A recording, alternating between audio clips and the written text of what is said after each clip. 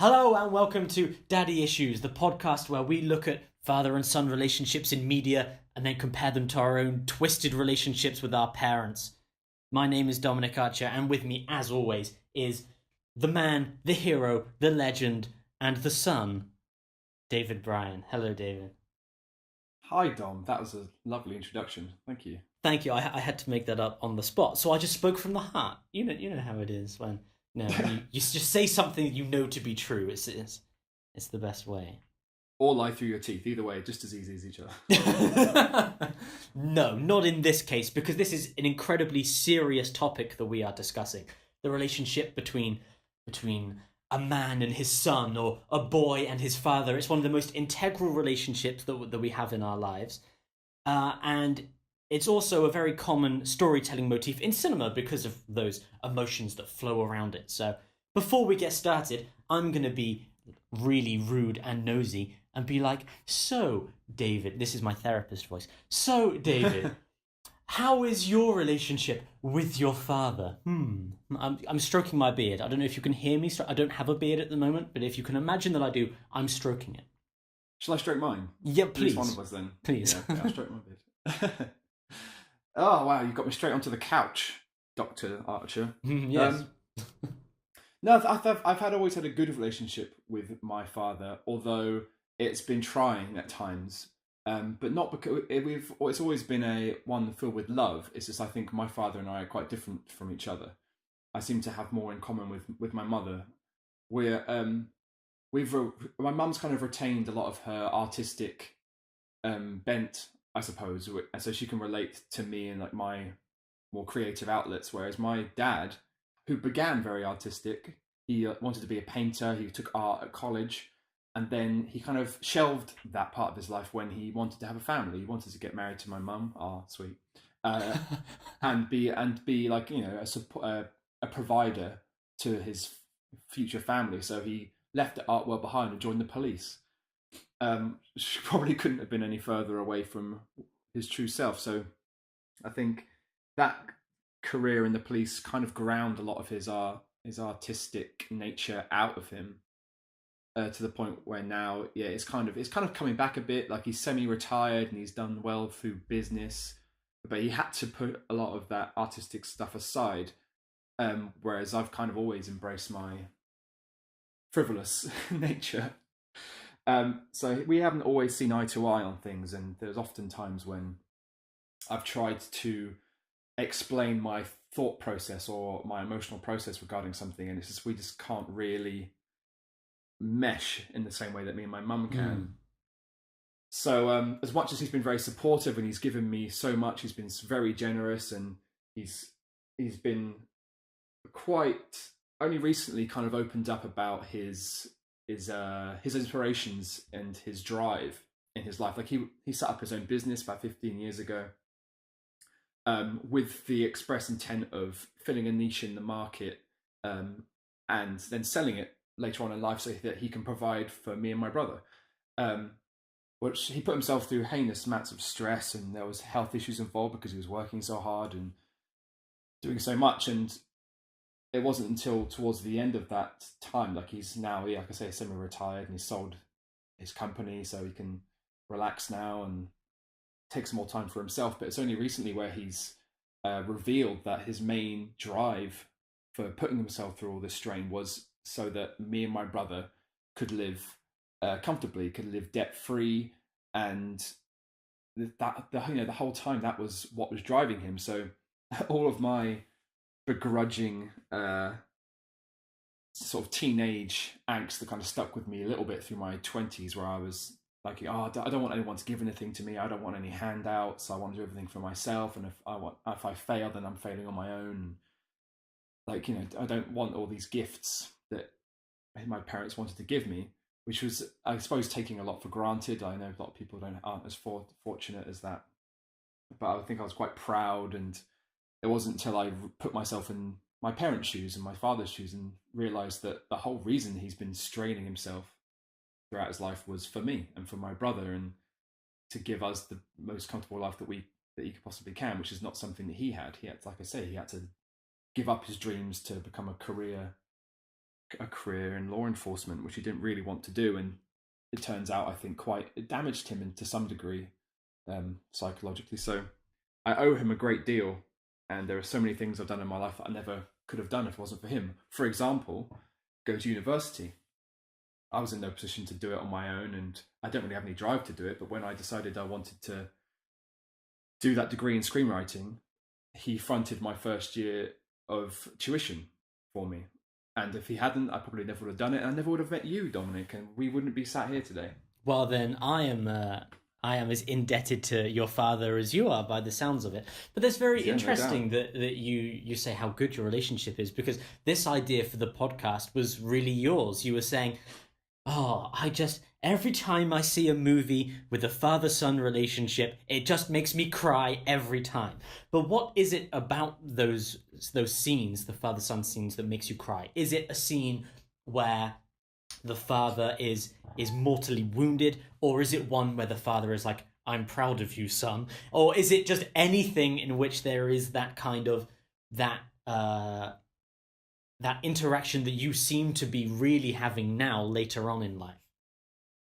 Yeah, I think it's any moment of heightened emotion between a father and son kind of hits me, and I'm not sure why that is, because like I say, my father's been very supportive to me, and I wouldn't say I don't remember an awful lot of affection.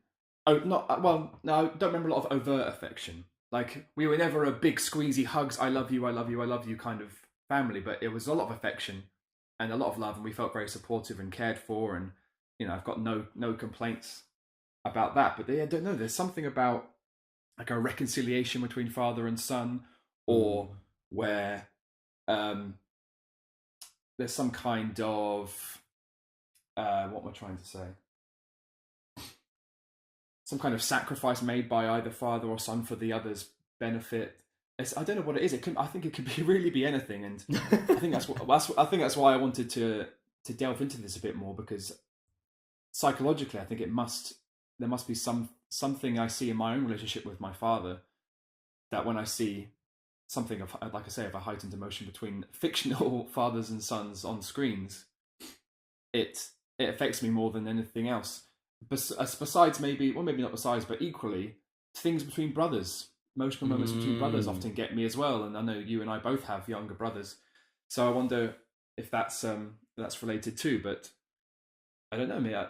Let's dive headfirst into this psychological and emotional maelstrom over the course of this series, and see how many times we cry while talking to each other. Well, I've got to admit, watching the films. Yeah, it's a hell of a lot cheaper than therapy, that's for sure. Probably more valuable too and effective. I would have thought so. Yeah. So what about you? What's your relationship like with your father? Oh, it's great. It's perfect. Okay, so let's start. Okay, fine, I guess. Well, I'm fortunate enough to have two father figures in my life, because my parents are divorced. So they broke up when I was 4. So pretty much the entire living memory, I've always had my dad and my stepdad. And my dad, they couldn't really be two more different people, I don't think. My stepdad, at least when I was much younger, he wasn't really in a position where he wanted to have kids, but he married my mum, so didn't really have a choice. And he hates kids, and I was a kid. So that caused some kind of friction, I think, to begin with. He could be relatively intimidating, but as I've gotten older, we're really close, and that's been amazing to see how that relationship has changed over time. And everything with my dad has always been great. While my stepdad was relatively, I don't want to say authoritarian, that sounds a little bit too fascisty, not like that, but there's definitely more I don't know, there was more a threat of punishment, I suppose, or maybe expectation, which is not there with my dad. My dad has always been and very much more open with in our relationship, and so Yeah, I'm really fortunate now to be in a position where I'm basically best friends with both of the father figures in my life, which is great. And that's not to say that there isn't strain in different parts of those relationships, and we haven't had time where we've fallen out or anything. But yeah, definitely as I've grown older, I've really grown to appreciate those relationships that I have, especially because I've been in a divorced household since I was 4, and there are a lot of people in that situation who are like, oh god, I fucking hate my stepdad, or I fucking hate my stepmom, or it's like those relationships can be really difficult and really horrible. But um I think that the most amazing thing for me, especially when you watch a movie with a divorced family, is like one of the dads is bitching about one of the other dads behind their backs, right? Like there's like some kind of rivalry that's going on there, and it ends up ruining the kids' lives or whatever. But that's never been the case for me. So yeah, yeah, I'm really lucky to be with the fathers that I've had. I think. Trying to think about the university stuff. I think I am in the opposite situation to you, where I was lucky because my dad were at the time where I was going to university was piss poor. So I was able, because of my dad, to apply for the maximum amount of student loan because we couldn't afford to send me to university. But because my dad was so poor, the student loans were like, yeah, have all of the loans that you need because we had no money, which was great because it meant that I could go to university. But now it's a real pain in the ass because I've got so much to pay back. So much debt, yeah. Yeah, it's like, god damn it, Dad. But yeah, if I had known how much that really would have been, maybe I wouldn't have gone. But yeah, if that was if I hadn't gone, then again I wouldn't have met you, and so yeah, I've been very lucky in that way as well. But before we need to hug and cry amongst ourselves, I guess we should get started with our first piece of father son media that we've chosen to evaluate. And okay, it took us a while to choose what we wanted to do because we were looking at traditional father son movies like the Will and Jaden Smith in Pursuit of Happiness, or Not After Earth, because come on, no one wants to talk about that. yeah, or I don't know. There's like 1,000 baseball movies, about father son relationships, like that kind of stuff. But even looking at half of them star Kevin Costner. yes, exactly. But even looking at like something like Star Wars, it was like Star Wars is a great father son relationship. But it's not like a strong foundation to build off of. So where do we go from? So in the end, we settled on the animated adaptation of Shakespeare's Hamlet, The Lion King. Is that official? Was that on the poster? I don't remember. I mean, I don't think it is on the poster, but it is an adaptation of Hamlet. That is true. Yeah, I don't think you can argue with that. No. No. So, I guess as you were saying, we should dive straight into The Lion King. Steve, please insert an audio clip of an African sunrise. I don't know how you could do an audio African sunrise, but I'm sure you can find a way. Work your magic, Steve. Work your magic.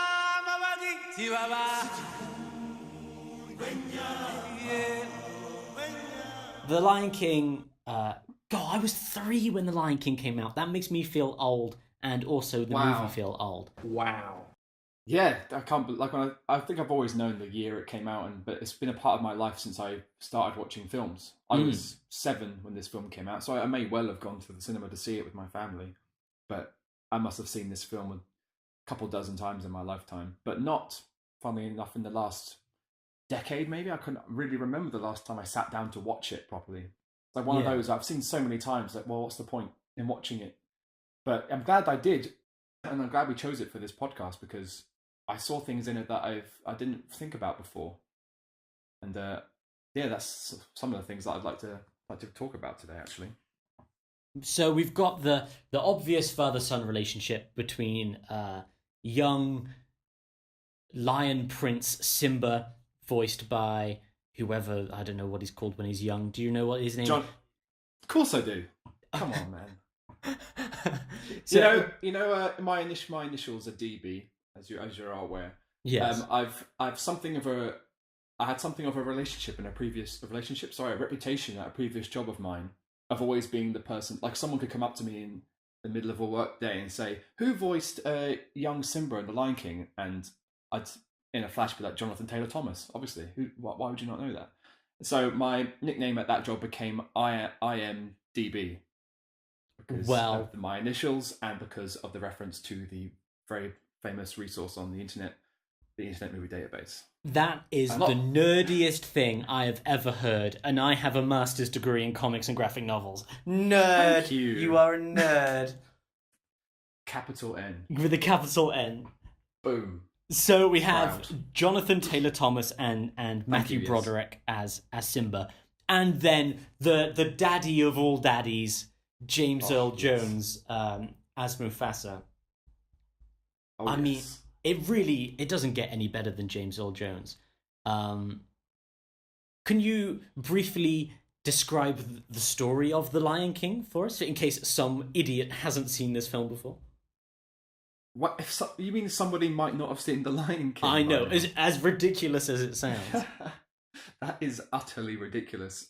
Well, if anyone listening has not seen The Lion King, we should say there will be spoilers. Oh yeah, of course. But you have had nearly 25 years to see this film. But then I suppose what if the listener is young and they haven't quite delved that backwards yet? Who knows? That's fair enough. But anyway, you have been warned. So, The Lion King takes place in the savannas of Africa. Out of time. I don't think it really matters if this is past, present, or future. Because they're animals. Yes, the king of the Pride Lands, Mufasa, voiced by James Earl Jones, as you pointed out, and his wife, his lioness Sarabi, present in the opening sequence of the film, present their newborn cub Simba to the Pride Lands, and all the entire population of this expanse that they oversee comes, and they all celebrate this newborn prince who will one day be king. Yeah, they're really excited to greet the guy who will one day eat them. Yes, that is interesting to see. But then they try to go some way to explain how they can all live in harmony, despite the fact they get traumatically hunted and eaten by their overlords, which maybe has some kind of socio-political undertone. But we don't have to get into that today. Yeah, we'll get into that in a different podcast. A different podcast, yeah. So yeah, Simba is the heir to the throne of the would-be king. But how much detail do we go into here, Dom? Oh, we can keep going. You're doing well. Okay, so we're doing well. But there is the family, the royal lions.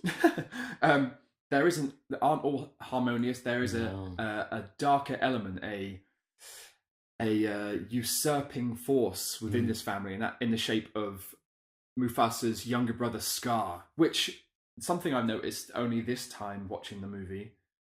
Scar's younger than Mufasa, which is obvious it's crazy, when you think about it, right? Like, I always assumed he was like a grumpy older sibling who was grumpy because he looks older, like he's scragglier and he's darker, and even some reason they're probably around the same age. But in my mind, Jeremy Irons does the voice of Scar, sounds older than James Earl Jones, but not by much. But it just sounds like kind of, I don't know why, but that's what I assume. But so today, when I watched this recently for this podcast, I was like, wait, Scar's younger? Yeah. But I suppose it makes sense. If he was older, he would be the king. So it would, hierarchies work. That's how they work. Yeah. Yes, he is disgruntled about this new born prince coming into their lives, which means that he is no longer next in line for the throne. Which he goes some way to explaining in the very first line of the movie, which, again, I didn't really notice before when I was younger. But the very first line of the movie is Scar toying with that mouse. Because this is after that whole musical introduction. The circle of life. Exactly. The there you go, Steve, take that audio clip and put that back in. Back when I said put in an African sunrise, that one. That's the one. I should have carried on going, shouldn't I? Otherwise it'd be a very short introduction. So yeah, but the very first line of dialogue is Scar toying with a mouse. Yeah. Like he's caught this mouse that he is undoubtedly going to eat, but he's just playing with it, picking it up, dropping it, catching it again. He says to the mouse, "Life's not fair, is it? You see, well, I will never be king, and you shall never see the light of another day." And that's when the royal vizier, if you want to take some nomenclature from another Disney movie, Zazu pops in and goes, "Didn't your mother ever tell you not to play with your food?" Yeah. And you're like, it's Blackadder. Yeah. See, those are such perfect character introductions, right? Because we have the Circle of Life opening, and we get a real feel of, it's perfect. Like, that opening song is perfect for setting up the world and the animals. Yeah. But then there's no dialogue, but you get a perfect understanding of how strong and majestic Mufasa is. His relationship with Sarabi, how close they are, how much respect everyone has for Mufasa, and then also kind of the nobility of Rafiki, when like the fact that Mufasa embraces Rafiki when he comes up to Rafiki being the monkey, right? Like he comes up and the two embrace. That really goes away to show like the similar levels, like the similar power dynamics they have, considering that everyone is kneeling before Mufasa. Like exactly, yeah, I picked up on that this time too. Like he's the only non-lion besides Zazu who's kind of under their employ, who's whoever graces Pride Rock itself. And somehow, I don't know if you noticed this, but like it you get a shot from atop the rock, and you see Rafiki sort of climb over the point of Pride Rock to greet Mufasa, but then you see that what Pride Rock looks like from a distance. How the hell did he climb up that? That doesn't make any sense. Why didn't he just walk around and go up the back? But anyway, that's not important. Yeah. But yeah, it is interesting that he is this kind of grandfather. Figure almost. Yeah, he will definitely come. He'll definitely come into play later on, because we get the same character introduction to Scar, as you were saying, who gets like the opening line of the movie. But we have a hard cut right at the end of Circle of Life. It goes boom, the Lion King, and then the screen goes black, and then we open up on Scar, who is like this, malnutritioned, sleeky, like he's so hungry, he's so weak, all he can do is hunt a mouse, and it's a complete change in the power dynamic. And the fact that we get the real feel from his character through dialogue rather than through just screen presence of like just pure physical strength, and it says a lot about Scar. The fact that he's torturing a mouse as well when he's a lion, it's like it's a really you couldn't get more boot ant kind of dichotomy there between a lion and a mouse. Yeah, and we're like, okay, great, he's gonna be the bad guy. Look at his face. Yeah, he's darker, he's scrawnier, he's got an English accent, which obviously means he must be evil. Yeah, absolutely. And he's disfigured. The first thing we see is him toying with a tiny creature that he doesn't really need to. Yeah, but then he shortly after does go some way to put that difference between him and Mufasa into words. He says, when it comes to brains, I got the lion's share, but when it comes to raw strength or brute strength or something, I'm afraid I'm at the shallow end of the dream pool. That is such a great line. The way that Jeremy Irons delivers that is really fantastic. Yeah, I love him in this. Yeah, he's so good in this movie. It's kind of crazy. So if we jump ahead a little bit in time, Simba has grown up from this little baby who's got fruit on his face to an adventurous young prince who, he's a little bit too arrogant. He's got that arrogance, the kind of arrogance that makes you thankful we don't really have a monarchy anymore. Like, we technically do, but they don't actually do anything. Whereas in this case, the arrogance that Simba exuberates is like, oh, this kind of spoiled brat is going to be ruling all of us. Like, if I was one of the zebras, I'd be like, I don't want to die for this guy. Really? Yeah, exactly. He's very entitled, and Yes, incredibly that's entitled. Yeah. that's what I wondered as the film began, and yeah, we see this, and obviously it's part of a greater arc of Simba's Yes. life, and he's got to start somewhere, and he's going to end somewhere. But if you're in the sense of what we're talking about, fathers and sons, as the audience, are we supposed to, and Simba being the protagonist, are we supposed to relate to him? Are we supposed to identify with this character? Because Yeah. he's a prince, and he's the heir to um, an enormous monarchy that oversees what could be an entire country. I don't even know, but how are we as the audience supposed to be seeing ourselves in his position? Mm. And later on, is that why we are affected by that father-son relationship? Because we see ourselves as Simba, and if so, like, how many people watching this movie can be like, oh yeah, he's the heir to a monarchy, and he's part of the upper class, And he's a lion. royalty, and he's a lion. Like, are we supposed to relate to this? Because yeah, at the same time, he is obnoxious and he's a little bit of a douche, but you kind of take it as a pinch of salt to say, well, this is the beginning of the film and he will change. But yes, I find that interesting watching it this time, going, oh, as a kid, I'm sure I was like, oh, he's having so much fun. Yeah. Go mess around with that annoying bird guy who's basically like a substitute teacher who's just forced to take care of kids who have no interest in paying him any respect. Yeah. And it's like, oh, he's running around, he's having fun, he's singing a song about he just can't wait to be king, and then he gets away from the boring guy and they go have an adventure. When you watch it now and you're like, this is irresponsible. What what are you doing? Like, there's a reason people are trying to look after you and making sure you don't go in the place where we told you not to go. See, now this is where we come in, I think, as being an adult viewer this time, right? This is why we are seeing different things, because you're right. Yeah. As a kid, you associate that impetuousness of youth. You really see yourself as Simba, but then as an adult, you really relate, I think, to Mufasa and the incredibly sound advice that he gives. Like, as an adult, you watch Mufasa and go, yes, good parenting. It's like, yeah, you do. Yeah, like you're being stern yet. Yes. Affectionate. Stern, affectionate. Yes. Yeah. So I did wonder this time. Like, obviously, me and my brother would have watched this as kids, and as kids, we would have both been like, "Yeah, we're Simba, we're the hero." Yes. And obviously not overtly, but that's how we would have taken the film. We would have been on Simba's side throughout this whole thing. But now my brother is a father himself. He has 3 children. So I wonder now, if he watches it, does he still identify with Simba and he sees our father as the Mufasa? Or now that he is a father, does he see himself as Mufasa and he's watching Simba and Simba to him is one of his 2 boys? And I should have asked him. Well, we'll get him back we'll get him back for another movie. He'll be good for a Godfather episode, having three boys.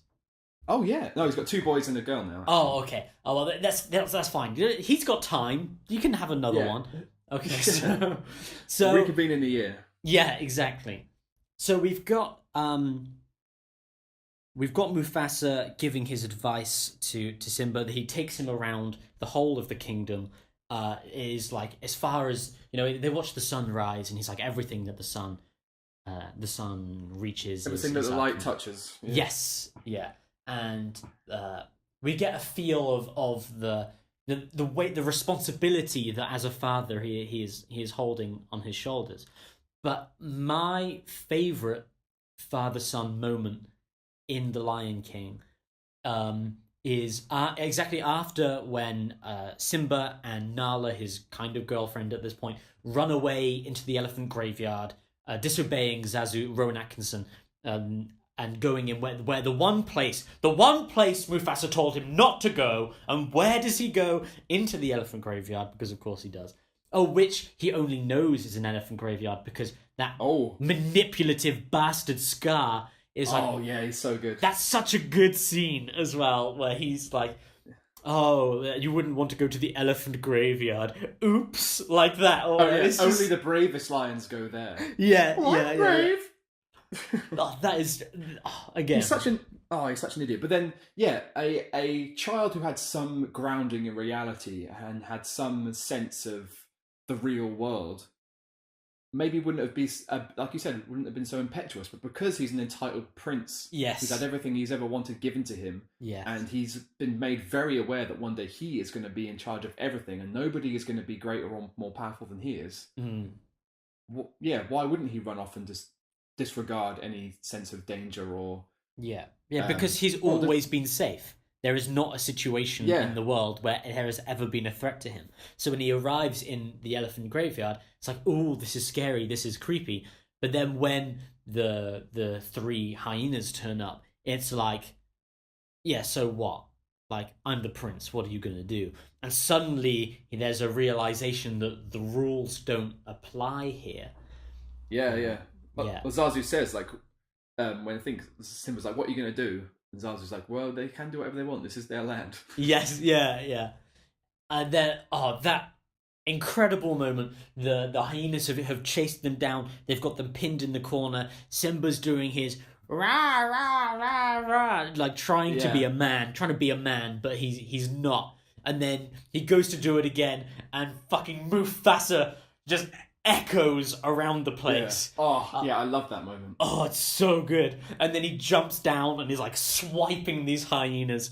And that's not my favourite father and son moment, but it's very close to being it. Like, it's like Dad comes to the rescue. Yes, I can relate to that moment, not in the sense in like a life or death situation, but there are moments in my childhood where my dad was my hero. Like literally, he stepped in and either relieved me from a stressful situation or confronted my antagonists. Yeah, and so that in that moment, that was like, wow, that's like my dad. And like you've met my dad. My dad is a big dude. Yeah, he's like for sure. He's like 6'5". Yeah, pretty broad. Used to be a policeman. So when I was a kid, he was very much my Mufasa. He was this big, powerful guy, but he was gentle. Bit of a gentle giant. I never really saw him lose his temper. He'd raise his voice to us because we were a couple of boys causing terror, but he never showed his physical dominance over what is probably most people that I can ever really see, except for one instance where I was being bullied at school and he marched down to the school and confronted my bully, and he didn't really have to be imposing because I was 9 years old, and so was my bully. And my dad is 6'5", and he just all he had to do was stand over this kid, and then suddenly the braggadocious nature of that kid's superiority over me melted away very quickly when he realized this was my dad. So yeah, that moment when Mufasa comes in to rescue, that probably helped build up my relatability to this father-son relationship in the film, because I had an immediate way of relating to it. Yeah, it's a really powerful moment where it's Simba almost like throwing his voice, I guess, or Mufasa throwing his voice, so it looks like it's Simba who is roaring, kind of goes that way to showing like the potential of what the boy could become, becoming his father. It's like the first moment we kind of see what's in store for Simba. Oh yeah, it's kind of foreshadowing, yeah. But then after that, Mufasa rescues them. They go off the hyenas, and they're walking home. And it's nighttime, and it's the incredible, the really beautiful scene of the stars are shining down, and Zazu is trying to apologize for letting the kids get away, but Mufasa's not having any of it.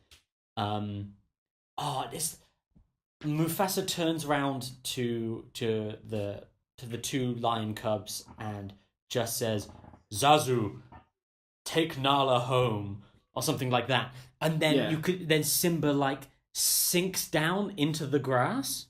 Yeah, because Mufasa says, "I need to teach my son a lesson." Yes, and it's just like, it's such a gorgeous piece of animation, because it looks exactly like a lion sinking down into the grass.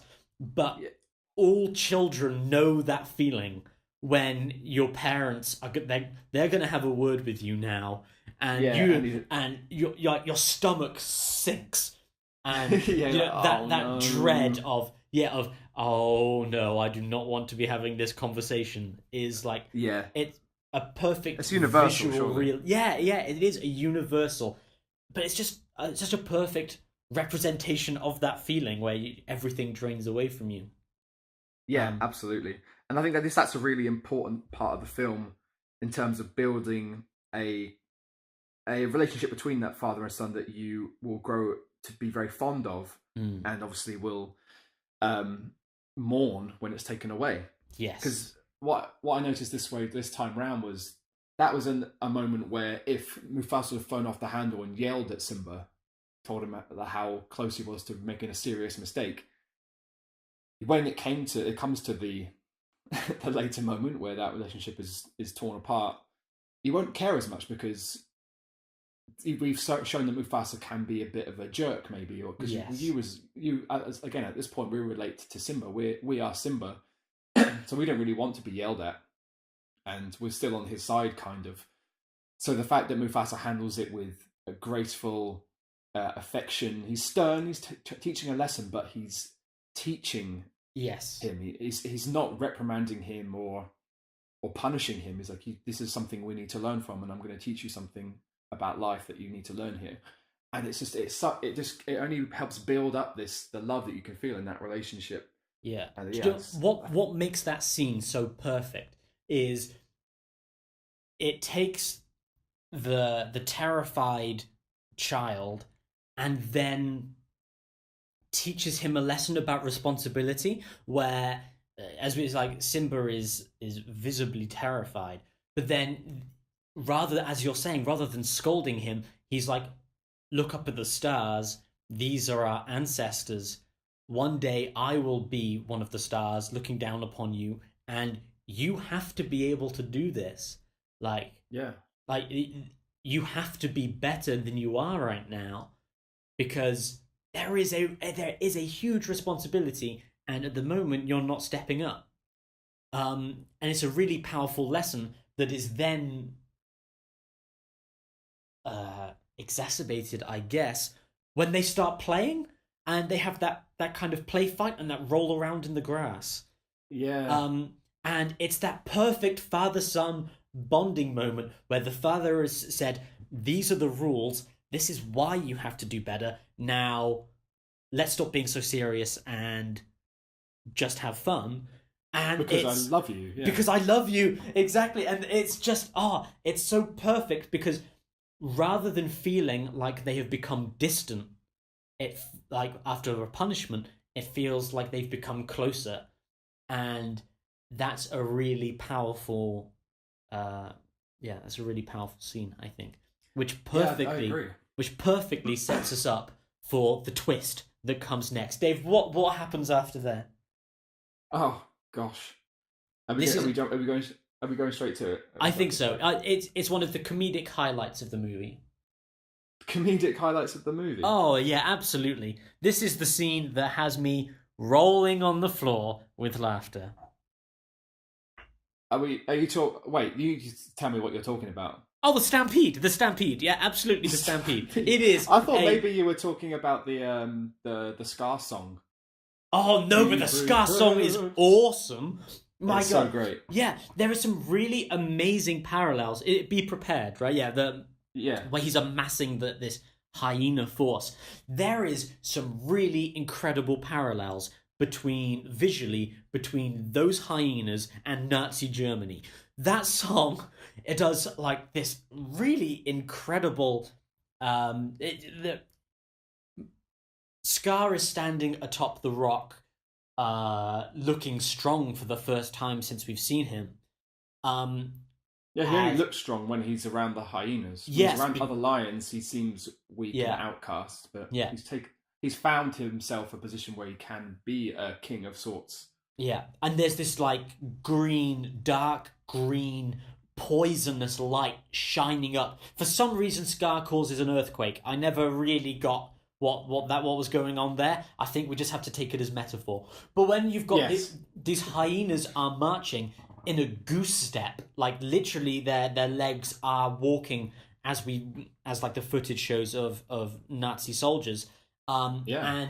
And they walk, and as they're marching, they've got their ears pointed upright, and then they're like, their ears are almost up, like the Nazi raising of the hand, and they tilt their heads in unison in this kind of weird militaristic fashion towards Scar that shows like this is something dark, really dark, that goes way beyond, killing your subjects so that you can feast on their flesh, and then they can eat you when you turn to grass.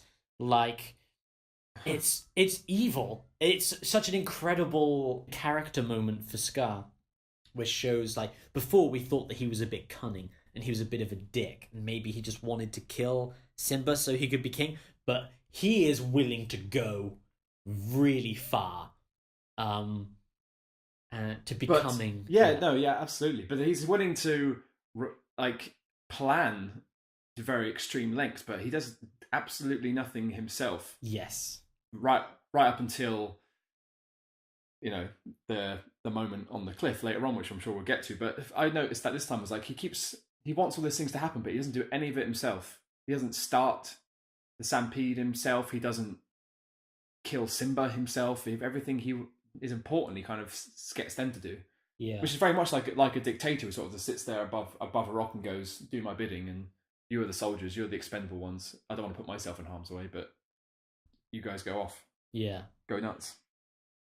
Yeah, and he's got multiple opportunities to kill Simba as well, but instead, okay, so let's get to the stampede. So, Scar takes Simba down into some random gorge, valley, whatever, canyon, and it's like, stand by this tree because your dad's gonna do something cool, and Simba's like, okay, and then Scar leaves. The hyenas cause a stampede of the wildebeest, and Scar tricks Mufasa into going to rescue his son.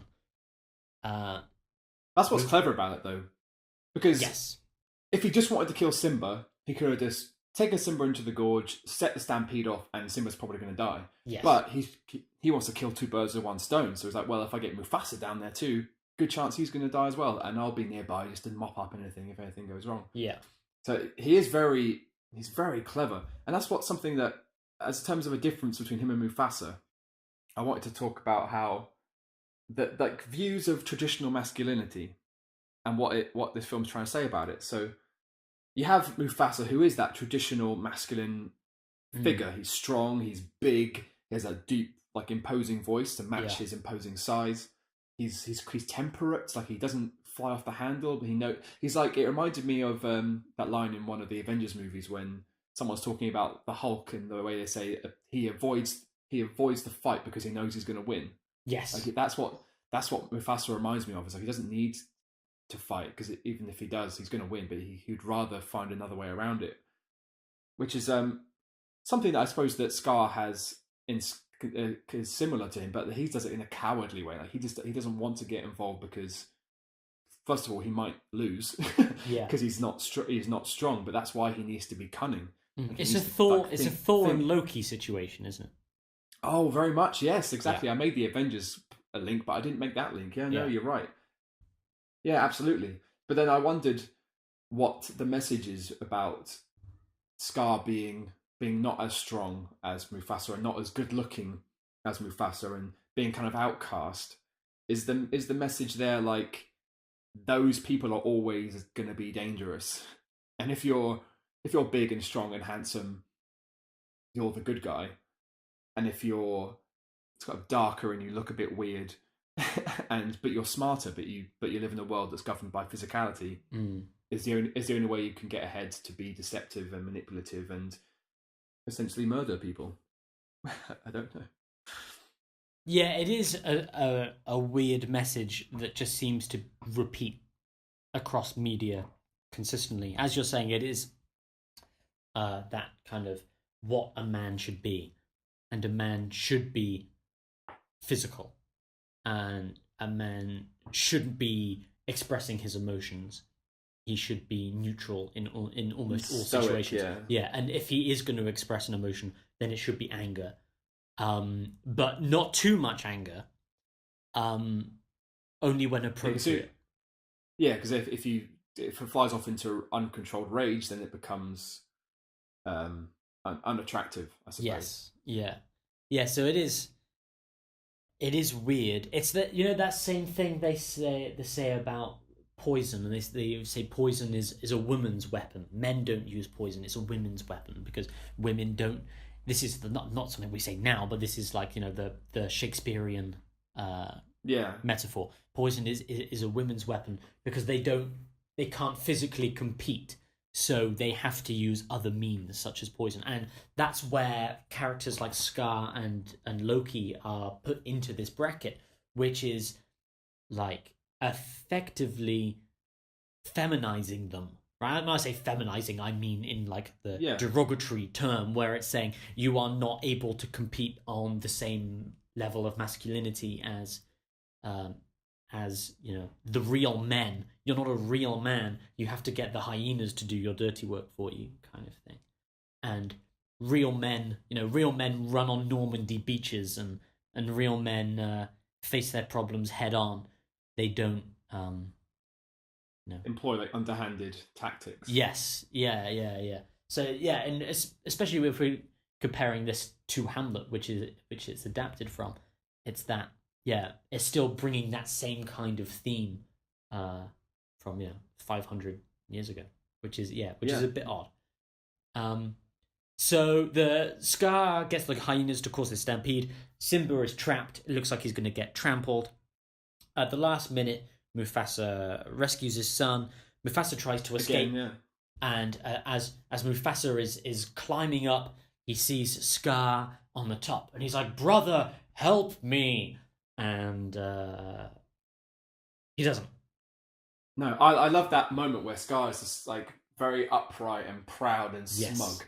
Yes. And he's just looking at him, and then he very suddenly like digs his claws into Mufasa's paws, and it's like he's just relishing this, probably for the first time in their lives, relishing this position of power. Yeah. And be like, I now hold your life in my paws. Yes. As opposed to every other day of Scar's life, where he knew that if he stepped out of line, if we were to believe that these lions behave like real lions, like they haven't softened up nature enough. Like they talk about how lions eat wildebeest and zebra and stuff, yet we see these cute little zebra running around.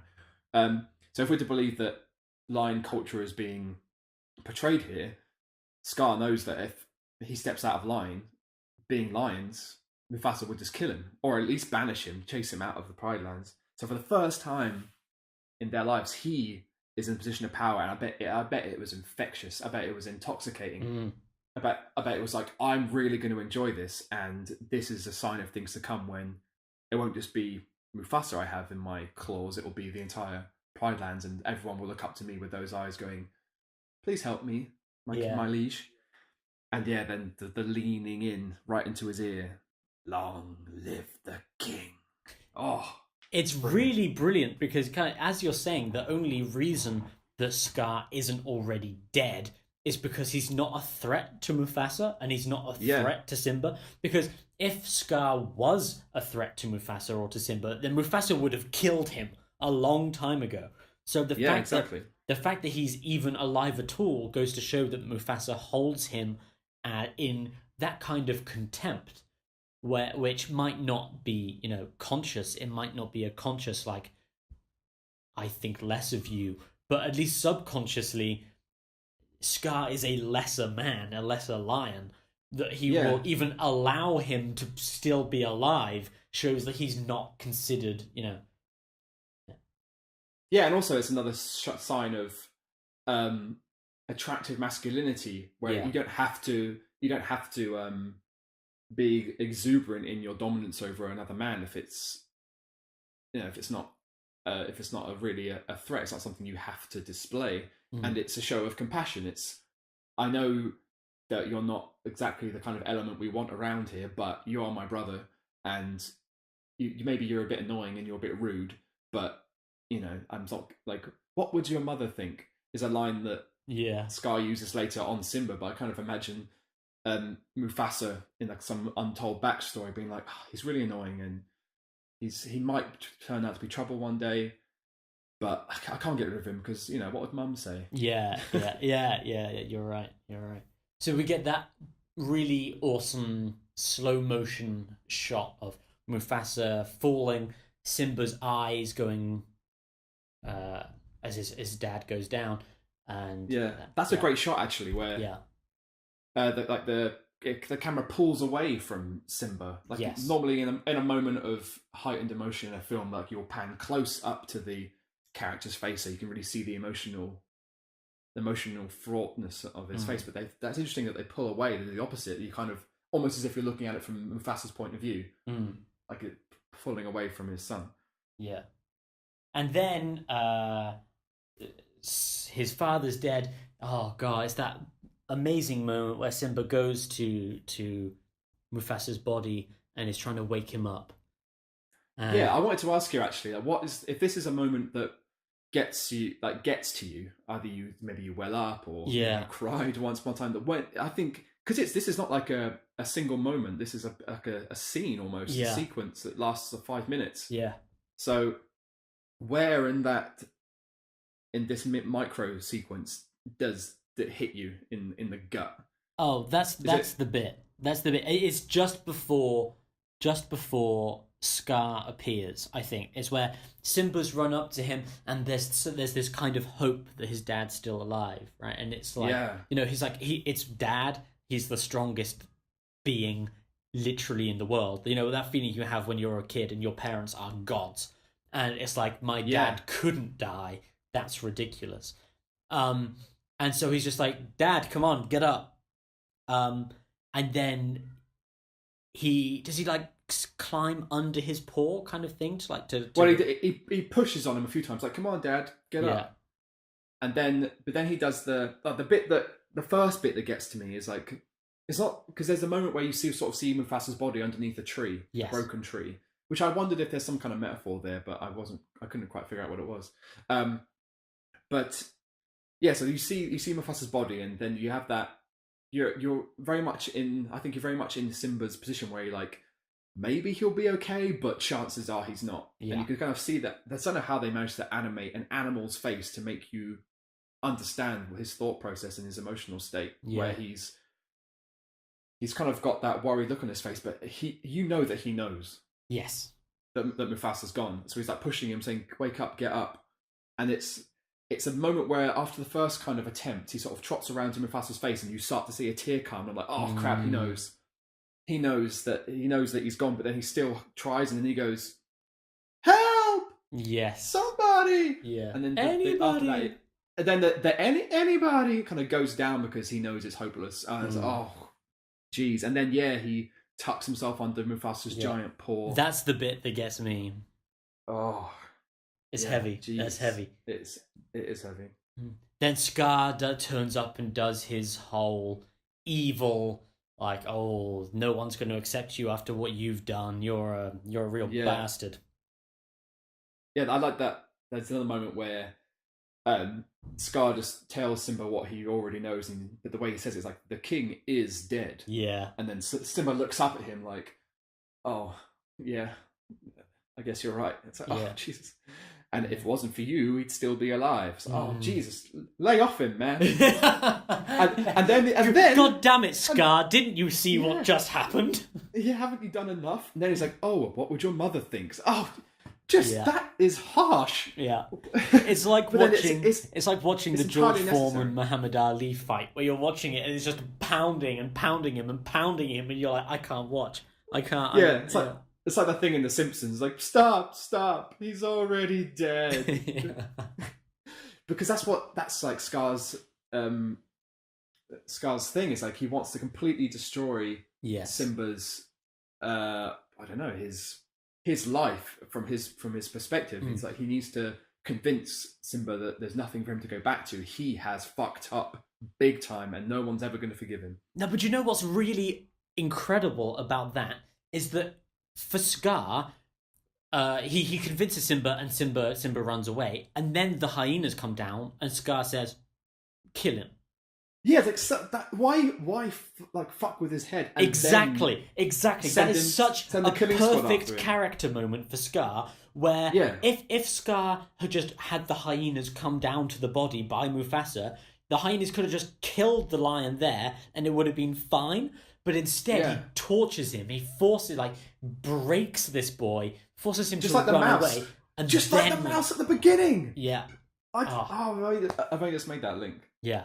That is like it's sadistic and really brilliant. He does get sadistic pleasure out of it. The same as the "Long Live the King" moment you were describing. You know, he sinks his claws. It's a real he's a real bastard. So good. Jeremy Irons is brilliant in this film.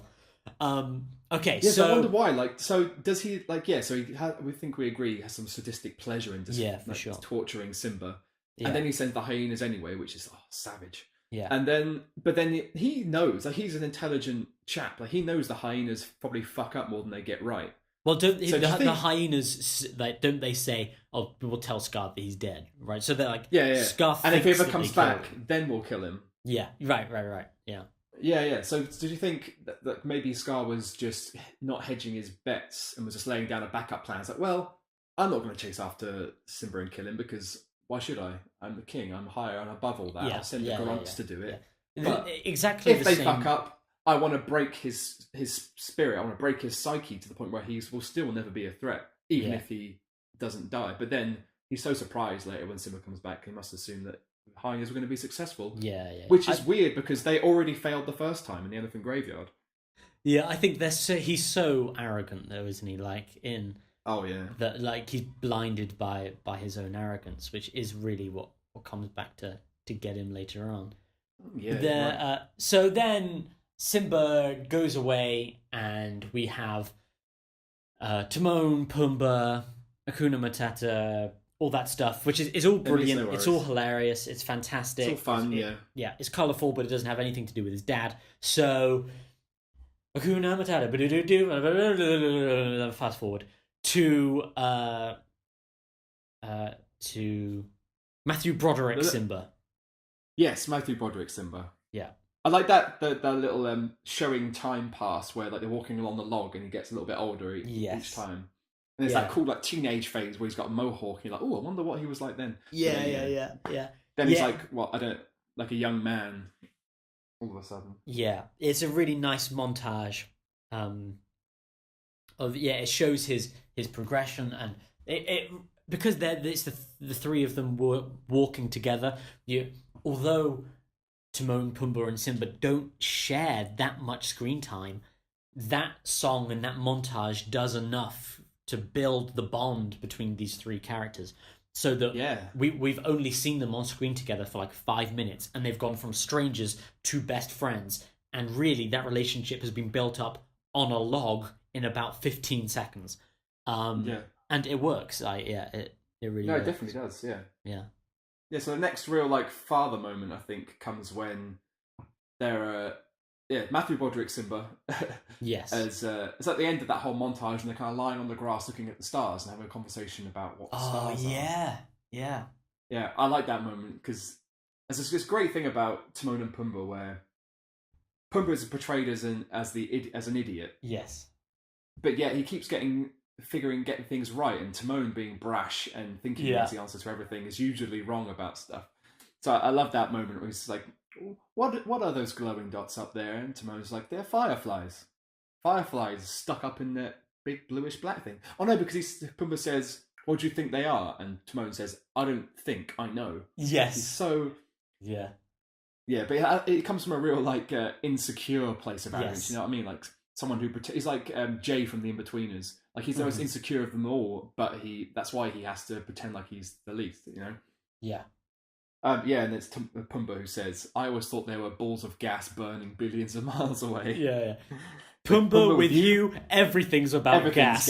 That is such a great line. I love the fart humor in this. Yeah, it's really brilliant. Yeah. Yeah, and then Simba comes out with what he was taught about what the stars are, and then we remember what his daddy issues are. Yeah. And yet Timon laughs them away, right? He says, "Oh, they're the kings of all the kings." Yeah. And Timon's like, "That's the most ridiculous thing I've ever heard," and rolls around on the grass laughing. And that Yeah. is like a sledgehammer to Simba, right? It's like that he's moved on, he's left all of that behind him, but like Yeah, Mufasa is still there. this may well be the within first time that he's thought about this since he arrived in the jungle with Timon and Pumbaa. Yeah. He might have just forgotten about it, and it's only this happenstance conversation which kind of brings it all back, and he has to sort of go for a little mope by himself. Yeah. So then the older version of his girlfriend, Nala, arrives. She's like, "Oh, Scar is the king now, and he's messed up, and everything's left, and I've had to come all the way to the bloody jungle to try and find some food. Yes. You need to go back and become the king, because everyone thought that you were dead." And Simba's like, I don't want to be the king," like that. Pretty much, yeah. Yeah, I killed my dad. I don't want to be the king. You don't understand me. No one understands Yeah. me. You don't even know what I've been through. Yeah. This is all after the Oscar-winning song "Can You Feel the Love Tonight," and you're like, and Timon and Pumbaa are like, well, that's it. They're gonna bone, and then they're gonna be in love. Yes. And then our trio's down to 2. Oh, and yeah. life is over. Fine. They're just so like, because Timon and Pumbaa have this real sense of they've been screwed over by the world so many times that when something like their best friend, they assume their best friend is just going to leave them because a bit of tail showed up. They're like, ugh. a literal Fine. bit of tail showed up. Yeah. But that's a cool moment when again Simba goes for another strop after his last one. Yeah. And he's kind of pacing around and kind of spouting this kind of. I felt like he's been indoctrinated by Timon and Pumbaa to some degree. Yeah. They're like, put the past behind you. Nothing matters if it's already happened. What only matters is now. Yeah. So he's pacing around going, I can't go back. You can't change the past. And then another bit of amazing like facial animation on Simba. It's like his stern kind of the way he's held onto this for so strongly for so long, it just fades in a second as he looks up to the stars and just yells, you said you'd always be there for me. Yeah. But you're not. And it's because of me. That's another moment where I was like, oh, shit. Because it comes out of nowhere. Yes. Like as far as you're aware, Simba's living the Hakuna Matata life, and he even he shrugs off Nala, saying, "No, I'm not going to do that." And because it happens so suddenly, you get the sense that this was right under the surface this whole time, and he's never really been able to move on from it. And it's just always been eating away at him, and that's another good moment. That it is brilliant. Gets me, and that's really good because that then starts. That's the beginning of the I guess the transformational father-son sequence where he shouts at that, and then Rafiki returns. Yeah, I kind of think actually the first time he mopes after the stars conversation is when that whole sequence gets kicked off, because it's a bit of like a Deus Ex Machina, like how can we get him back on track here? So he kind of like just slumps into these flowers, and the seeds get poofed away and they float through the breeze and somehow end up at Rafiki's tree, and he grabs them and does some witch doctor shit. And he's like Simba, he's alive! He's alive! And that moment made me realise that there's a bit of I think you can see a bit of a parallel between The Lion King and Star Wars. Oh, absolutely, Rafiki. Yeah. Because he's very much, or maybe Yoda and him are very, very similar in they're both these kind of like teachers, these wise old heads who guide the hero back to where they're supposed to be. So whereas Yoda teaches Luke how to be a Jedi, it's Rafiki teaches, or at least helps Simba realize that he needs to go back and claim who he really is and be a king. But I thought there was some quite funny like comparisons actually, where like they're old, and when it's like in Empire where Luke goes to Dagobah to find Yoda, and like they're old and they're wise, but they also are a bit weird, and they get like strangely excitable about stuff. Yes, and they carry a stick which they hit things with, and they walk around very slowly with it, like they are old men. But you don't really see this in Empire, but in the prequels, then suddenly Yoda's like spinning around and doing all this lightsaber kung fu shit. Yeah. And it's just the same thing with Rafiki, where he's like stumbling around with the stick, and then when it comes to it, he's swinging around the trees and running around Simba and whacking him on the head. And then obviously later on, you see him actually doing some kung fu shit, and it was all very exciting. And it only got capped off when I went, hold on, both of these characters have helping the protagonist deal with their father issues, both of which are voiced by James L. Jones. It's like, oh my god. I mean, Mufasa and Darth Vader. There's another Simpsons bit there, isn't there? Where yeah. Well, in the Simpsons, they mirror the scene that is to come. Oh yes. In a moment. But yeah, you're right about Rafiki and Yoda very much, because they have this innate wisdom about learning acceptance, but to learn to truly be able to accept reality and to accept yourself, you have to be open to how ridiculous the world is, right? It's that Yoda and Rafiki are both clowns, really, especially when they turn up for the first time, and like Rafiki is utterly ridiculous, and so is Yoda. He's just like going through Luke's lunchbox or whatever. Like, they're these insane, crazy, really stupid characters, but who are protagonists are like, you're not taking me seriously. And the point is, like, get over yourself, I think, is like the lesson of both of these characters, is like, you think that your problems are insurmountable because you are facing them in the wrong way. You need to open yourselves up and to acceptance, and that's how they kind of do it. These really ridiculous, really beautiful characters who teach you a lesson through humor rather than through moping, which is what's really great. Yeah, that's one of the reasons I think that TV shows like, say, Iron Fist, for example, don't work with the mopey protagonist, because there's no one for them to bounce off of in that kind of ridiculous way. If you're just moping and serious without that counterbalance, then it just kind of comes off. There needs to be two sides to the coin, and exactly. Those characters really are like the opposite of where our protagonists are at that point in their story. So we get Simba chases Rafiki through the tree, and he's like, your dad's alive, follow me, come with me, I'll show you your father. And Simba's like, he's alive, oh my god, this is the best news ever. He climbs through, he looks down into the pool of water, and sees his own reflection. Yes. And so again, is that, I wondered there was, I think it's quite obvious, at least with, well, no, maybe it's not obvious, but I wonder if there's a message there that taps into our kind of what we're exploring here. And it's like, is that message there that we are all, to some degree, our fathers? Our fathers do reside in us to some degree, and we carry our fathers with us everywhere. And especially in the case of the Lion King, when they look remarkably similar as they get older. Like I well, maybe actually, like I don't look at myself often in the mirror and think, oh shit, I thought that was my dad for a second.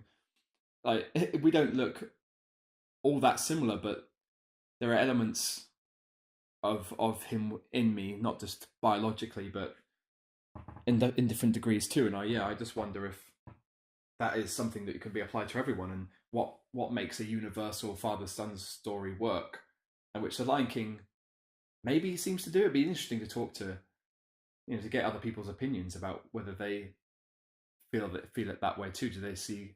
Does your father need to be a powerful figure in order for you to be able to relate to Mufasa and Simba, or does the character of your father make any difference?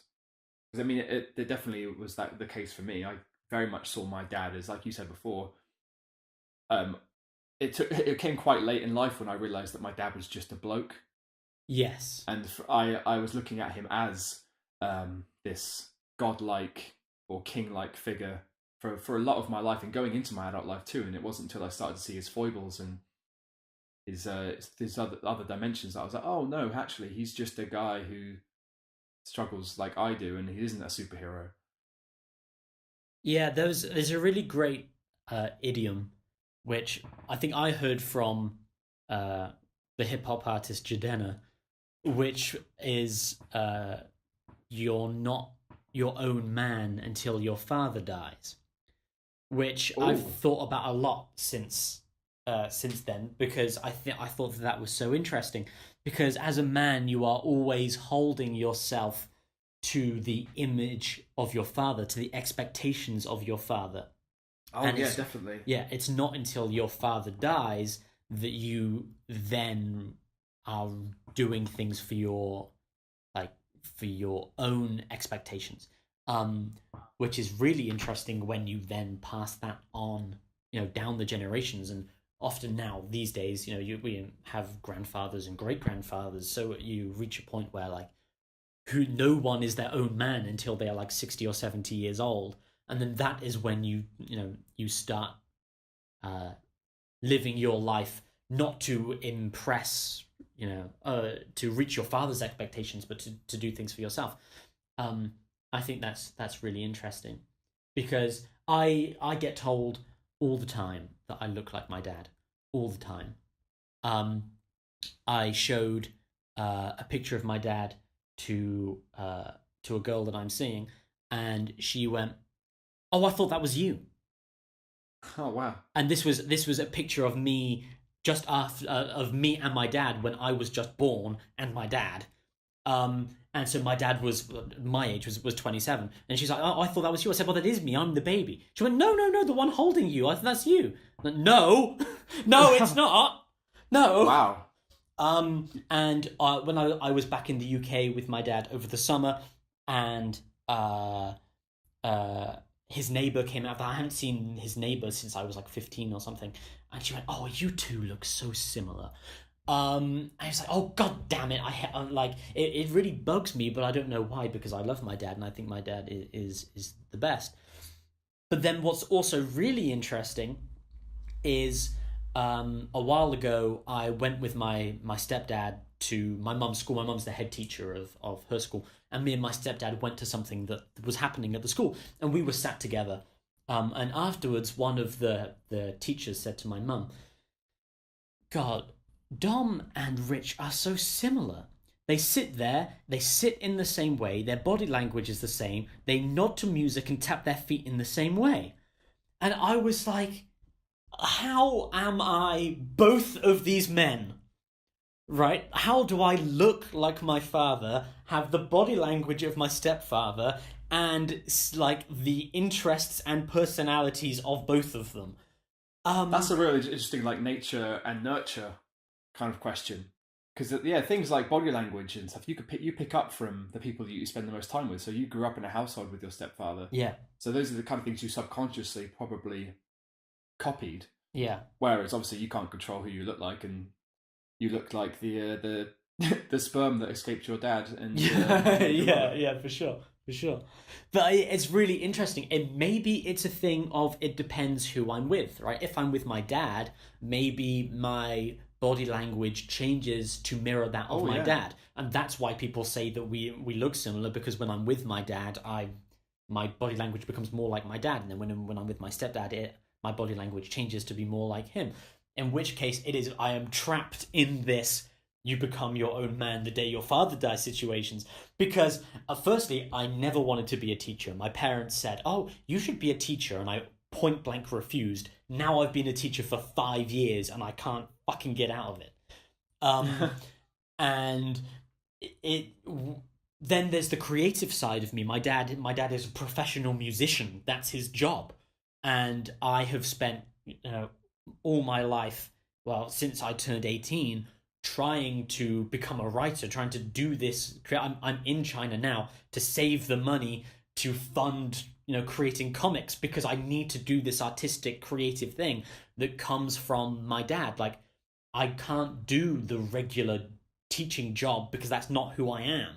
I'm this creative person like my dad, but I'm doing the job of my stepdad, right? It's like this, I'm not my own man because I'm trapped in the reality of my father's. And it's like staring down into this reflective pool of, there is your father, and I'm like, listen, Rafiki, there's neither of my fathers in there. It's only me, and that was my segue to get us back on topic. Nice one. Yeah, that's good. Thanks. But yeah, that's it. That is very interesting because going back to how I when I started that little segue. There, you literally, if you are Simba, you are literally looking at a reflection of your father's. Yeah. As it comes back to you. Whereas I was always I've been told a little more like my mum, and as I said earlier on at the beginning of the podcast, like my mum and I are a bit more similar in personality and in spirit. And that actually my mum's father, I saw a picture of him in the last couple of years from when he was in the RAF in the 50s. Someone had snapped a picture of him. He was a medic in the RAF. And he's giving people vaccinations.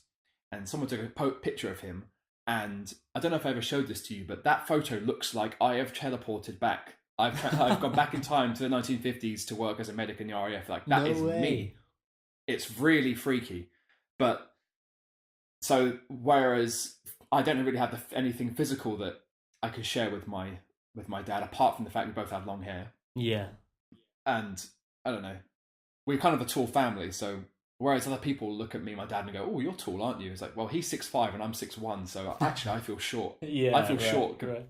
And my brother Mum. is yeah. My brother is fit height wise sits in between my dad and I. So, and my dad has four brothers. No, there's four of them. He has three brothers. The shortest of which is my height, 6'1". So I grew up and we spent much more time with that side of my family when we were kids than my mum's side. So I grew up around men. All my male role models were big people, and I always felt small. So I maybe this is off topic, but I've kind of always, now when I'm around other men, I have a very poor perception of our comparative heights. Like if I spend some time around some guys, and then later on someone says, "Who's taller out of all of you?" I'll be like, "I've got no idea. Like I don't know." Yes. Yeah. And then someone else will say, "Oh, you're way taller than all of them." I'm like, "Am I?" Like I have no idea. Like when you and I and our the third element of our Holy Trinity from university with Elliot, third wheel. The third wheel. He won't like that. Yeah, when the three of us hang out together, it doesn't occur to me that I'm the tall one. Yeah. But it's just how I perceive my own. It's one element of how I perceive my own masculinity because of my father and my other male role models. But yeah, maybe that was off topic slightly. But let's get back on it. No, I was going to say that's interesting. I have a similar thing in China because I'm 5'10", 5'11". Generally, if I was surrounded by other men, I would be saying I was 5'11", but I don't know which one I am. But in the UK, I'm either exactly average height or like 2 centimeters under exactly average height, which is, average. But then when I come to China, the average height is like that much lower, where people are going, "Oh, you're tall." And I'm like, "Oh, okay." "Oh, that's nice. Okay. That's Thanks. Nice." And then I go back to the UK and I'm like, "How is everyone so tall?" So yeah, I should say China is the majority of people are like either a similar height to me or shorter. But because there are so many people, like it seems like every student is a basketball player. They're huge. My students are huge, and everybody outside of the school is tiny. I don't know how that works. Maybe they're breeding some kind of super soldier generation. I'm not sure how it's working. But okay, so Simba looks in the pool where Rafiki says that your father lives here. He looks in, he sees himself, and Rafiki's like, he'll always live within you.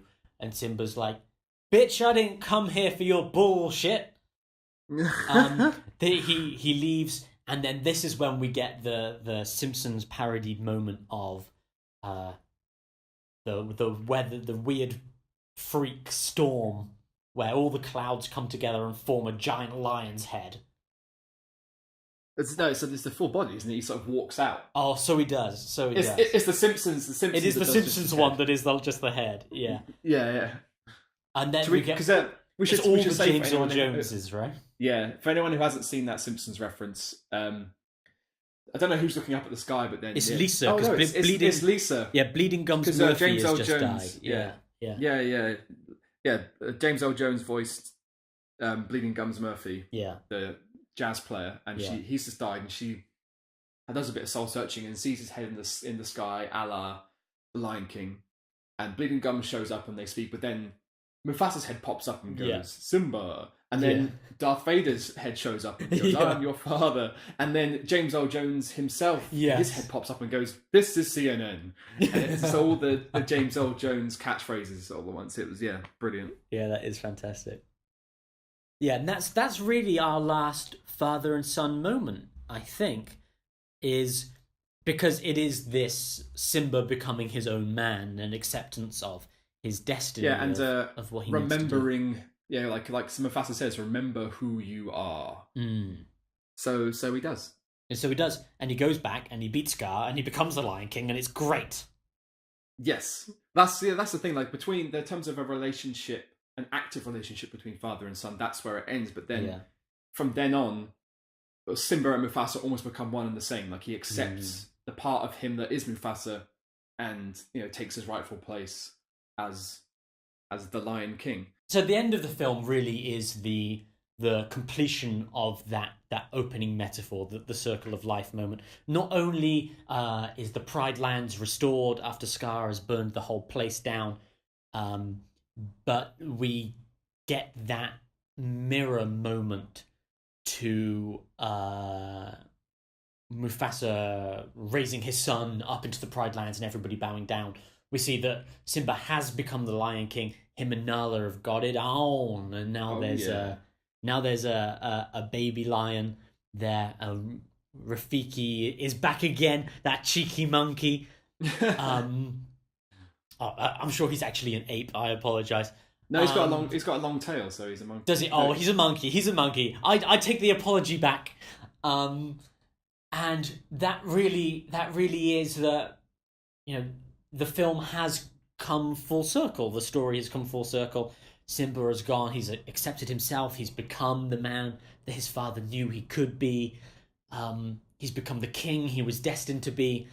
It's kind of the perfect ending. It's a much nicer ending than Hamlet, which it is based upon. Yes, they Disneyed up the ending at least. They really did. In Hamlet, everybody dies. In fact, the only reason that there is one character left, Hamlet is dying, and Hamlet, I think it's Horatio, is Hamlet's best friend, and Horatio is like, everyone's dead, I'm gonna kill myself. And Hamlet's like, don't kill yourself, Horatio, survive, so you could tell everyone my story. And it's like, no, Horatio, you must live, so you could tell everyone how fucking great I am. And it's like... I can relate to that. It's like, yeah. So that sounds about right. But I think Disney, it's a more satisfying ending than its Shakespearean counterpart, for sure. Oh yeah, for sure, especially for the kids. Yeah, definitely. And it needed to pave the way for the equally successful sequels that followed. I have never seen any of the sequels. I think I saw Lion King 2 once, but I don't really remember much about it, apart from there was like a bit of a Loki-esque story where there's another young lion in the Pride who Simba's daughter gets involved with, and it turns out it's the illegitimate son of Scar. Of course. There's bloody frost giants. Yeah, exactly. There are some interesting things that happen in that finale in The Lion King, like when Sarabi is summoned by Scar, and he's like, why aren't you doing your job? Why aren't you hunting? It's like, there's no food. Everything's left because you fucked the place up. He's like, you're not working hard enough. And then you're thinking, oh, this is tense. And then he flipping bitch slaps Sarabi. Yeah. And you're like, oh, snap. And that's when Simba shows up. It's like, don't you touch my mother. But then what's interesting there is that both Sarabi and Scar go, Mufasa?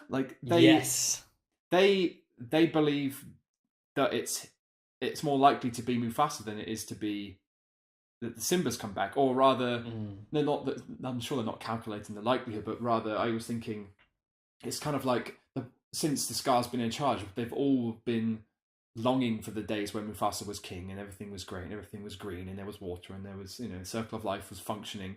That's all all the Pride Lands have been dreaming of. and Scar the whole time is probably just as confident and as arrogant as he seems to be. You can't you imagine he must have had a few sleepless nights where he's like nightmares about Mufasa coming back and taking his place again. So, but then, yeah, for them to see a young, handsome, strong-looking lion and go, that must be the king that we all saw was dead and probably buried because his body was lying at the bottom of the gorge, and not the the missing person that could have been alive. We're only taking it on someone's word that they were killed. Yeah, it's an interesting like psychological question about what your brain does in moments of trauma. And also just how much he has become like his father as well. And exactly, he's become so much like his father that when people see him, they think that he is as strong and prominent and yeah, because he even fesses up like when Scar's trying to like mess with him to admit that he was involved in Mufasa's death. Simba's like, yes, I've come to terms with it. I accept it. Yeah, I was responsible for it, but I'm still here. And yeah, it's only then that the truth of Scar's involvement comes out when he does when there's another very exact mirror image of Simba hanging off the cliff and Scar being above him and then digging his claws in and again leaning in to just whisper that one little smarmy last word that he's got to have. Now for my little secret. But then this time Simba's like, no! And there's like that super uber pounce thing that Mufasa couldn't do. Yes. So not only has he become his father, he's surpassed him. He's done what Mufasa could never do, and has put a stop to Scar's perjury. And good on Simba. That is a really powerful moment as well, where his family is almost ready to abandon him because Simba has, as you were saying earlier, Simba has been kind of has been indoctrinated by Scar as much as Timon and Pumbaa into thinking that he really is to blame. Of course, Simba is not to blame, but again, Scar can't help but be sadistic in that moment. He has Simba at his mercy. He has the chance to kill him, but instead he has to just, stick in the extra knife. He just has to twist it. Yeah, just has to really twist it. And that's that arrogance, that sadistic arrogance is his downfall. That's what kills him. And then very much so. We see him turn back into the coward that he was at the beginning of the movie as well, when he's begging Simba for his life, and he's like, putting all the blame. The hyenas made me do it. Yeah, exactly. And that Simba takes on another element of Mufasa's character, which is to be merciful. He has, especially in the realm of these are lions, these are territorial creatures. He has within every right to kill Scar in that moment, but he's still the hero. He's still compassionate and he's still merciful. So he doesn't kill Scar when he could, and but then not in a sadistic way, but in like a real like, haha, yeah, that'll show him. He turns Scar's words back on him. It's like, run away, Scar, and never return. It's like, yes. Yeah. That's a great way to get one back on someone who has wronged you and basically ruined half of your life. Just to turn it back on him, but then Scar, obviously, again, his downfall is his arrogance, and he refuses to lose. And that was a mistake. And then we're expected to believe. I know they can't show it, but yeah, we expect that he gets ripped to shreds by hyenas. That's pretty. Oh, he gets ripped to shreds. Oh, believe you me, he gets ripped to shreds. That'd have been good to see. Yeah. Disney has a habit of doing those kind of like silhouette gruesome deaths that they can't quite show, but that there's some incredibly dark scenes in Disney. There is. Something else I wanted just before we wrap up. How many like Disney protagonists, at least let's talk classic Disney before Pixar came in, how many classic Disney protagonists were not a member of either royalty or the upper classes in some way? Pinocchio? Sure, but if we're talking like Disney princes and princesses, because I'm sure like Simba counts in the canon of Disney princes. Yeah, because he's a prince. But you just said how Exactly. many of them are royalty, and then you said, Okay, yeah, oh, sure. they're all princes. So, Okay, yeah, my bad. You're right. But then that's like I thought of Belle, who's classed yeah, as a Disney princess, even though she's like a pauper who yeah. becomes one of the upper classes. But yeah, Pinocchio's a good one. But then he's more of like a monster. It's more like Frankenstein's monster than he Yeah, is. I guess. A, I guess Aladdin, but then even this with the stories with the the pauper characters, they are always juxtaposed with the royalty, right? So we have Aladdin, who's the street rat, but then we compare Aladdin to Jasmine, who is the princess. So even though our protagonist is lower class, the love interest of the person he is playing off of isn't.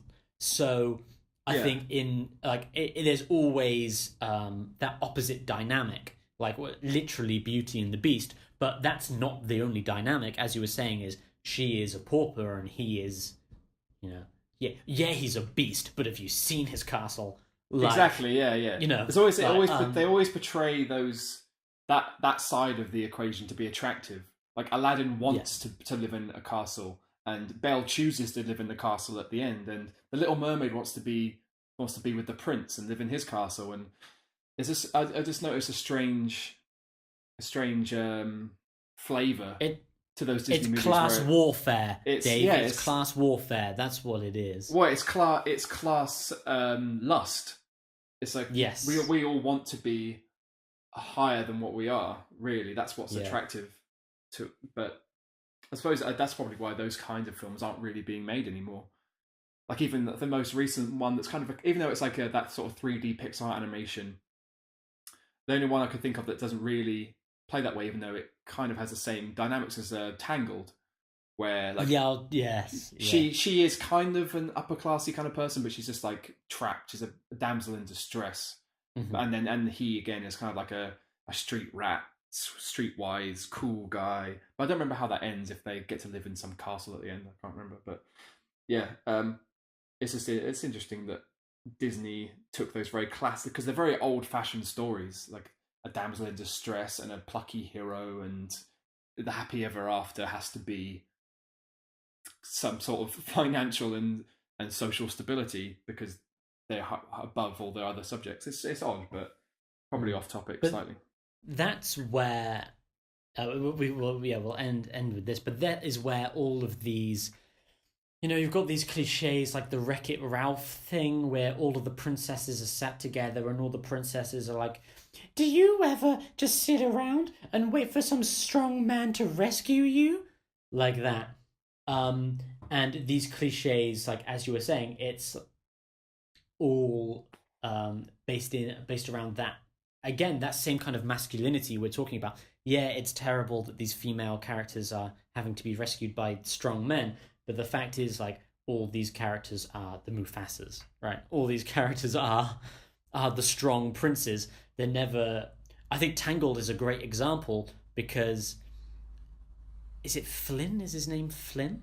Flynn Rider. Well, Flynn Rider. that's his fake name. Yes, He's got some boring name, isn't he? That yes, he, but he like the, ignores. the fact is, like, he's not a man's man. Like, yeah, he's a cool guy, but he's also kind of a douche. And that is what makes him interesting in comparison to like the other Disney ones. Is what makes Pixar so great. Is like if you look at the male characters in Pixar, like Woody, for example, is a real douchebag, and He's flawed. Yeah. Buzz Lightyear is your man's man, but he goes on a long emotional journey that ultimately coming to a realization that being a man's man you know isn't what is needed. Um, so there are gender issues both ways, I think, going on in the Yeah, Disney you're movies. probably right. Yeah, it's why Pixar's so great. Um, I mean, Yeah, Pixar so is great, but without movies like The Lion King is a near perfect film, right? Like there are very few moments that you could go, oh, they could improve upon that. Like all of the songs are perfect. All the characterization is perfect. The film is hilarious. It keeps you emotionally invested, even though they're all animals. Like, yeah, it's no, yeah, you're how right. would you? it's Yeah, so how well would you rate received. it? How would you rate it? Firstly, as a film, and then as a daddy film. Firstly, as a film, yeah, I think you're right. Like, it's one of the strongest Disney movies there has been, and it's probably one of the strongest movies of all time. I mean, like, it's been so well received by like generation after generation since it came out, and I think I'm looking now, it's number 47 on the list of IMDb's greatest films of all time. You're right. It has everything. It completes a story that is compelling and emotional and funny, and it's yeah. I don't think there are many Disney films that are as complete as this one. And Disney was kind of a leader in storytelling, has been a leader in storytelling for a long time, and it's one of those films that I think you could probably sit anyone down in front of and they would enjoy it. So, and in terms of a father-son story, I think it was apt of us to start here.